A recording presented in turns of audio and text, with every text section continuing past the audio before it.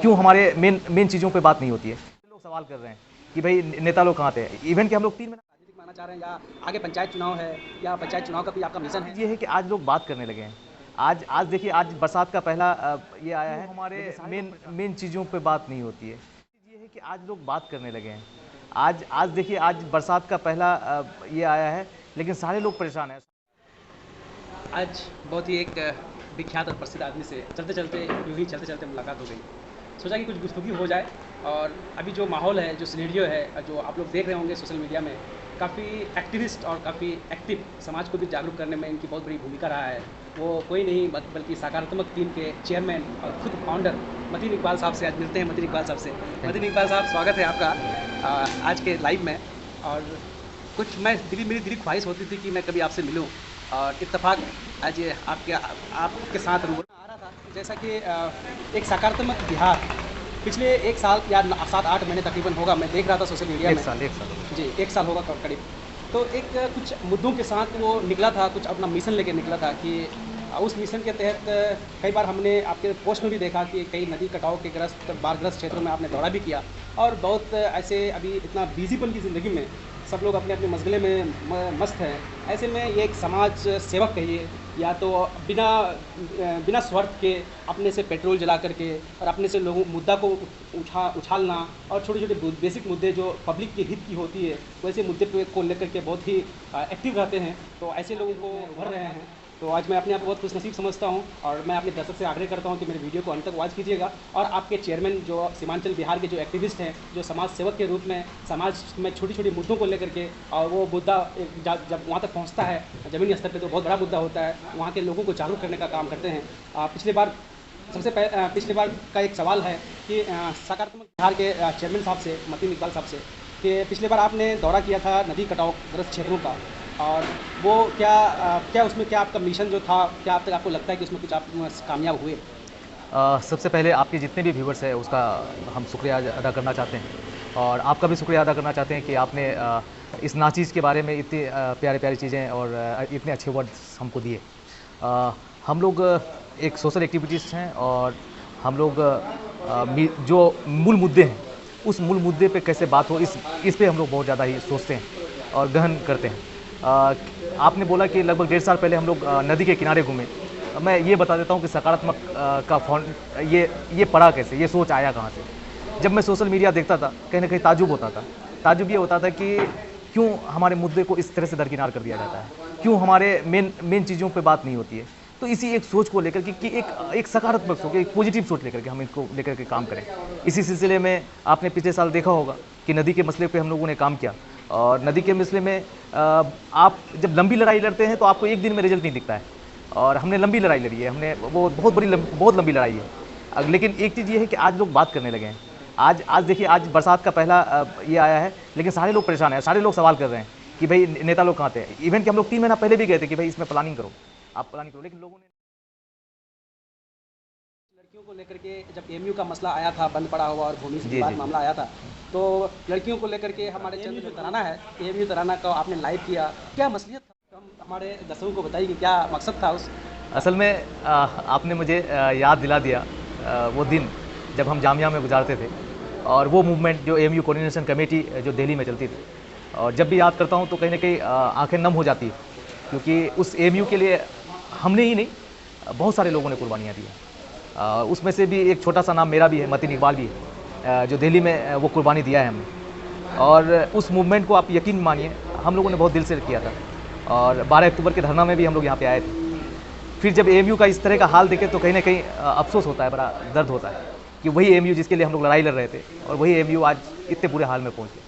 तो उसी को लेकर के हम अपने बच्चों के साथ, एक हॉस्टल चलाती है मेरी वाइफ, उन्हीं बच्चों को लेकर के हम लोग वहाँ पे गए और जा कर के फिर वहाँ पे एमयू तराना से हम लोगों ने स्टार्ट किया था, क्योंकि एमयू तराना में एक अलग सी गूंज और उस एमयू तराना के साथ हम लोगों ने शुरू किया कि ताकि वो दिन याद आता है जब एमयू के जब पटरी जाम किया गया तो कभी भी दरकिनार नहीं किया जा सकता है। मुझे याद है जब हम एमयू के उस प्रोटेस्ट में आए थे और रेल की पटरी पे एक बूढ़ा आदमी लेटा हुआ था, उस 12 लाख की भीड़ में से वो आवाज़ दे रहा था कि आज लागू की मी किशन जैसे।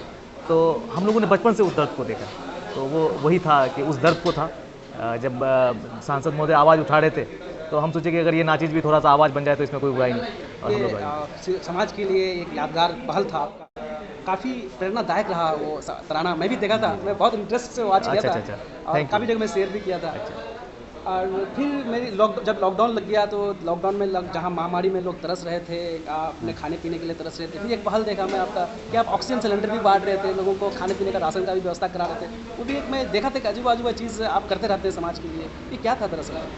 अ, असल में ये क्या था, क्योंकि जब लोग अपना पोटला बना करके किसी के हाथ में देता है और उसका फ़ोटो खींच करके सोशल मीडिया में डालता है तो बड़ा अफ़सोस होता है।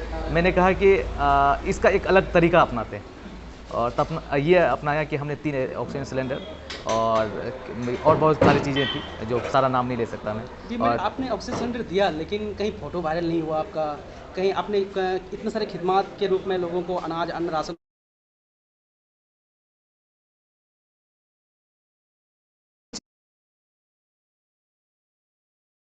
मैं सोचता हूँ कि उससे मेरा ऊपर वाला राज़ी हो जाए। अल्लाह मुझे जो काम है वो काम करने के लिए मुझे हिम्मत दे दे। आप लोगों का प्यार मिल जाए बस। सोच आपके पास अलग-अलग सोच कैसे आते हैं? क्योंकि आपने भी इस महामारी में जैसे आपने ये देखा कि लोग तड़प रहे हैं, जहाँ पे स्वास्थ्य केंद्र एक तरफ बंद है, ताला लॉक है। फिर आपने एक ऐसा पहल इनिशिएटिव लिया कि स्वास्थ्य केंद्रों का मुआयना करना शुरू कर दिया। ये सोच आपका कहाँ से आता है? वजह थी स्वास्थ्य केंद्रों का, क्योंकि लोग ऑक्सीजन बाँट रहे थे, अच्छा है, खिदमत कर रहे थे सारे लोग। नेता लोग भी इधर-उधर घूम रहे थे। मैं कह रहा हूँ कि भाई आप 5 स्वास्थ्य केंद्र आप सही नहीं कर सकते, तो आप हमारे कैसे रिप्रेजेंटेटिव हैं? और जब मैं यकीन जानिए फरहान साहब, कसम खुदा की आँख से आँसू टपक जाएगा जब आप उस स्वास्थ्य केंद्रों का हाल को देखेंगे। आप पुनः जैसे सोनथा जैसे पंचायत में आप ये चीज़ तसव्वुर कर सकते हैं कि वहाँ के हॉस्पिटल का इतना बुरा हाल होगा कि वहाँ पे जलावन और पता नहीं क्या हो, जहाँ पे 2-2 डीएम रहा हो, एक रजिस्ट्रार रहा हो और पढ़े लिखे इतने लोग रहे होंगे। आप बिशनपुर पंचायत कितना नाम सुने आप? अच्छा, कितने मौजूदा हालात में कई कई लोग कयास लगा रहे हैं कि अभी एमआईएम जीता है, शायद ये अपना भड़ास निकाल रहे हैं। तो ये इस वजह से भी अभी आ गए हैं एक्टिवली कि लोगों को खूबियाँ, खराबियाँ सीमांचल के नदी कटाव का हो और स्वास्थ्य केंद्रों का हो, तभी ये दिखाना शुरू कर दिए। क्या ऐसा है या फिर आप पहले भी ऐसा कर रहे थे जब मास्टर साहब अपना विनिंग कैंडिडेट थे? जिन्होंने मुझे दिल्ली से नहीं जाना है, हो सकता है कि वो ये बात करें। जब दिल्ली में थे तो एएमयू मूवमेंट तो था ही, और साथ ही साथ जामिया में भी काफ़ी एक्टिव थे। और वहाँ पे जब भी किसी को ज़रूरत पड़ती थी, ये बंदा कुछ नहीं तो कम से कम खाली हाथ लेकर के ही ज़रूर, उनकी आदत को लेकर के, पानी लेकर के ही ज़रूर पहुँचता था, चाहे रात के 12 बजे। आप दिल्ली में ये पूछ सकते हैं। और ये मुझे मेरे अब्बू से मिला हुआ है, और वो कहते भी थे कि खिदमत करना चाहिए, और वो खिदमत मैं इसी वजह से कर भी रहा हूँ। अब इसमें लोग पार्टी पॉलिटिक्स से जोड़ रहे हैं, तो क्या ज़रूरत था मुझे कि मैं इलेक्शन से पहले इस मूवमेंट को शुरुआत करता था, इलेक्शन के बाद करता था। अच्छा, हाल ही में मैंने 3 दिन पहले का आपका लाइव देखा था और बहुत जज्बात होकर के बात कर रहे थे, और मैं बहुत देर तक देख नहीं पाया था कुछ व्यस्तपन की वजह से, लेकिन कुछ देखा था कि खरखड़ी नाम का एक बड़ा सा नदी है, खरखड़ी घाट कहा करके, और कुछ अवाम को काफ़ी दिक्कतें उठाना पड़ रहा था, नाव से आना जाना कर रहा था।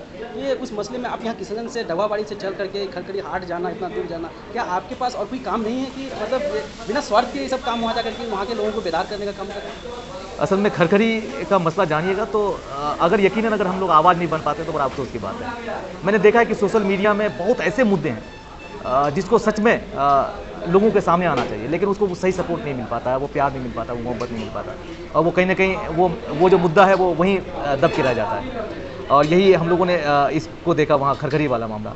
लगभग वहाँ पे किशनगंज मुख्यालय से फरहान साहब उसकी दूरी सिर्फ 85 किलोमीटर है साहब, और ये 21 किलोमीटर है, और उसको अगर आपको जाना पड़ेगा तो आपको 85 किलोमीटर की दूरी तय करके जाना पड़ेगा। अगर इतना बड़ा नाइंसाफ़ी हो और वहाँ पे अगर हम आवाज़ नहीं बन पाए तो मेरा ज़िंदगी का जीना बेकार है। बस एक आवाज़ है, बाकी लोग तो वहाँ के काम कर रहे हैं, हम आवाज़ में आज भी मेमोरेंडम देकर के आए, तो वहाँ पे भी आपसे इत्तेफाकन मुलाकात भी हो गई। अच्छा, हाँ, मैं एक पोस्ट देखा अभी लोगों ने डाला है कि आपकी टीम सकारात्मक बिहार निकली है डीएम साहब को खरखड़ी हाट का खरखड़ी पुल जो है उस पुल के बारे में अवगत कराने के लिए, डीएम साहब के संज्ञान में देने के लिए गए हैं इस मामले को। आप लोगों ने सर के संज्ञान में ये मामला दिया, तो आपका मकसद क्या है इसमें? मकसद एक ही है, और फिर मैं और सारे लोगों से विनती करता हूँ, यहाँ के प्रतिनिधियों से भी विनती करता हूँ कि इस मसले को एक बार ज़रूर संज्ञान में लें। इसमें कोई ज़रूरी नहीं है कि मतीन का होना, इसमें आप भी रह जाएँ और मसले का हल हो जाए तो हमें कोई एतराज़ नहीं। हम चाहते हैं कि जो भी हैं, जितने भी प्रतिनिधि हैं, जितने भी प्रशासन के लोग हैं, सही बात फरहान साहब आप भी रिक्वेस्ट करें, ये हमारा मसला नहीं है, ये सारे लोगों का मसला, ये सारे लोगों का मसला है, ये सारे लोगों का मसला है। घाट वाकई आज आज़ादी के 75 साल होने जा रहे हैं, अभी भी इनकम्प्लीट है। और जिला प्रशासन से, राजनेताओं से, सोशल के समाज के एक्टिविस्ट लोगों से गुजारिश करता हूँ कि आगे आएँ और सकारात्मक बिहार और संघर्ष कमेटी पूर्ण निर्माण के तहत बैनर तले संघर्ष करें और इसको परिणाम स्वरूप इस वहाँ तक काम करवाएँ। बिल्कुल। बहुत बहुत शुक्रिया। आप कि कहीं ऐसा अभी नहीं लग रहा, ऐसा लग रहा है कि आप एक राजनीतिक चीज़ों में थोड़ा सा आपको लेके जाना चाह रहे हैं कि कोई आपका सोच तो ऐसा नहीं कि आप राजनीतिक में आना चाह रहे हैं, या आगे पंचायत चुनाव है या पंचायत चुनाव का कोई आपका मिशन है, तभी सब समाज के एक्टिविस्ट आप बनते जा रहे हैं और समाज में ऐसा काम कर रहे हैं, कोई ऐसा भी प्रयास है क्या? यकीन मानिए, अगर यही चीज़ अगर होता तो महात्मा गांधी कभी भी जो मतलब पहला अपना आंदोलन है वो साउथ अफ्रीका में स्टार्ट नहीं किया होता। लीडर का मतलब सिर्फ यही नहीं होता था कि हम राजनीति के किसी पोस्ट में आए। लीडर का मतलब ये भी हो जाता है कि समाज के हम किसी भी कोने में रहें, हम उस चीज़ को लीड करें, हम उस दर्द को समझें। और मुझे लगा है कि अगर मैं 5 लोगों का, 10 लोगों का, चाहे हज़ारों की भीड़ हो, मैं अगर उनकी आवाज़ बन सकूं तो बस मैं एक आवाज़ बनने की कोशिश करता हूं। और कल किस्मत कहाँ किसको कहाँ लेके जाएगी इसका कोई पता नहीं है। क्या आप कहाँ रहते हैं, हम कहाँ रहते हैं, इसका कोई भरोसा नहीं। ओके, सकारात्मक बिहार एक मतलब सकारात्मक सोच के साथ चलने वाली टीम है। बिल्कुल बिल्कुल। मैं सभी दर्शकों का स्वागत करते हुए मैं फिर से एक बार इंट्रोडक्शन करना चाहूँगा कि सकारात्मक जो बिहार है, जो टीम है, एक काफ़ी मजबूत टीम है। और अकेले मतीन साहब अकेले चले थे, जाने मंजिल और लोग आते गए और कारवा बनता गया। अभी इनके साथ काफ़ी लोग जुड़ चुके हैं और आप भी सकारात्मक बिहार के साथ जुड़े, मतीन साहब का साथ दें और एक नए जुझारू और नया सोच के साथ समाज में नए नए परिवर्तन लाने का प्रयास कर रहे हैं। और बिल्कुल वाकई है, ये बात कहीं से कोई संदेह वाली नहीं होगी कि इनके पीछे कोई बैकग्राउंड सपोर्ट नहीं, बल्कि ये अपने से, अपने स्तर से, अपने आज भागती दौड़ की ज़िंदगी में लोगों के पास जहाँ समय की अभाव की कमी होती है, लोग अपने अपने परिवार को पालन पोषण के लिए बिजी रहते हैं, वहाँ पे अपना परिवार को पालन पोषण के साथ साथ ये समाज की भागीदारी को लेकर के चल रहे बिना स्वार्थ। और काफ़ी काबिल तारीफ़ है आपकी टीम और आपको एज ए फाउंडर्स जी, सकारात्मक बिहार। शुक्रिया। बहुत बहुत शुक्रिया आप लोगों का भी।